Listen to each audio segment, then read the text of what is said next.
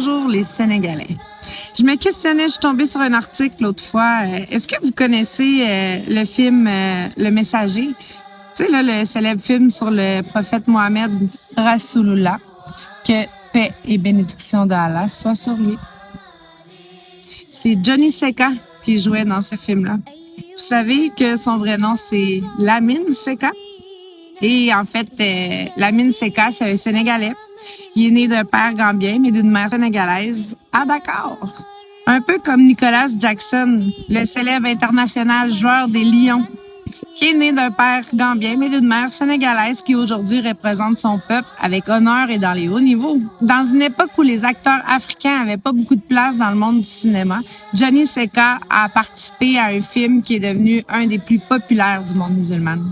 Et pourtant, aujourd'hui, j'ai l'impression qu'au Sénégal, personne n'en parle. Ah, ça foulaille!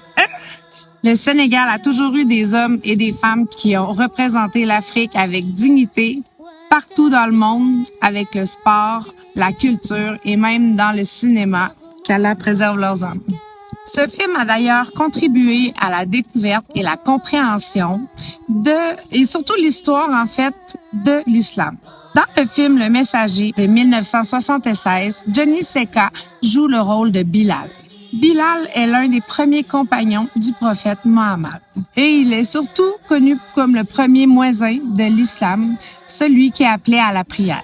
C'est un rôle très important dans le film parce que Bilal représente la naissance de la communauté musulmane à la Mecque, la lutte contre l'esclavage et l'injustice et la foi forte des premiers musulmans. C'est aussi pour ça que sa présence dans le film Le Messager est importante, même si le film ne montre jamais vraiment le prophète par respect religieux. J'espère dans les années à venir voir plusieurs Sénégalais dans le cinéma islamique. Comme vous dites souvent que vous avez 95% de musulmans dans vos pays, ici, il faut clarifier une chose. Il faut vraiment pas confondre État et l'islam parce que c'est deux choses complètement à l'opposé.